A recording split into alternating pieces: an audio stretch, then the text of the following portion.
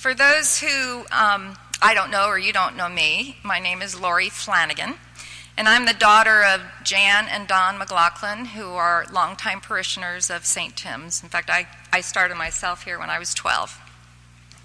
I lost my mother a little over 18 months ago on the morning of Christmas Eve, 2014, to Alzheimer's. And Roger asked me just yesterday afternoon as I was sitting at the UC Miami football game in the heat, I received a text. And Roger said, "Would you tell your love story?" Sharing how I experienced God's love as we face this very, very sad journey with my mom and Alzheimer's. And I wasn't sure I could do this, but here I am. And I can't do justice to the full story. You know, there's so many examples. And there are examples of how I felt God's presence just around me over those years. So you'll have to set some time up with me to have coffee to get all those. But let me try now to share some examples. And the first one that came to mind was the Wednesday craft group. My mom loved those ladies, and those ladies loved my mom. And she loved going, even when things had progressed to the point my mom couldn't glue things or put together crafts. They still wanted her there, and they welcomed her, and always gave her a task to do, even if it was sorting pom-poms or just letting her be within their presence. And it was like them telling me, "Don't worry, we'll take care of her." Another example would be my mom and dad are part of a Thursday night dinner group. They've been going down to Cleft Crossing for a really long time. And it was still that sense of, please come, don't stop being here. Even when eating with utensils, started becoming difficult, or knowing what the food was in front of her. The woman would be down at one side of the table. The guys gave my father a little respite at one side. And again, it was, don't worry, we're taking care of her. Church friends made visits to my dad, even when he didn't want them, just to say hi, to bring soup, maybe to share a bourbon in the kitchen, just to see how he was doing, just to let him know friends were there. I got calls to see how I was doing, or offers of help in whatever means that looked like to me. I knew people wanted to help, and I know people cared, and I knew people loved her and were praying for her, my dad, my family.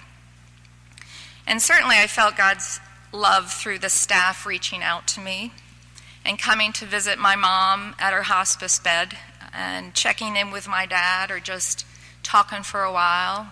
I remember one day Roger came and said, "You want communion?" And it was Ash Wednesday, and we had communion right next to my mom. And those were meaningful. But even in small ways, I remember Roger sharing a research article with me on Alzheimer's medications, as his father was facing the same journey at the same time. And he said, "Have you seen this?" And being open about that common experience said to me, "I understand what you're going through. You're not alone." Somewhere along the line, a prayer shawl was given to me. And I would sit on my couch at home with it draped around my shoulders, feeling completely wrapped in hugs and kindness as the tears flowed down my cheeks, just thinking of the sadness of this disease and the journey we were on. I still do that with the prayer shawl today. I felt God's love in this church, just sitting here in the pew with my mom, being present with her at a service and knowing she felt the love of this place. She smiled, she sang hymns, she held my hand. And at a point with Alzheimer's when things were not familiar, she didn't know how to get up to Beachmont Mall anymore. She didn't even know, at some points, members of the family. There was always familiarity here in this place. She would walk in, she'd see the faces she knew, the building, the hymns. She loved it here until the very end.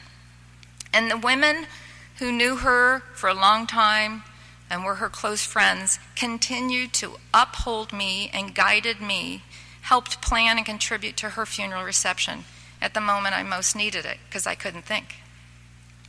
There are so many examples of unselfish giving, of genuine care and concern, friendship that had no boundaries, desire to help just because there is love for you, for your family. My mother taught me to love my entire life. But this church and the people in it have shown me what it looks like every single day, showed me how big the little things can really mean, and the impact of a hug, a card, a prayer, a smile. Here, in this place, you are surrounded by people who care, who want to help, will love you and uplift you and see you through the darkest periods of your life. And they'll also help you find again the joy after the sorrow. And to me, that's got to be experiencing God's love. Thanks.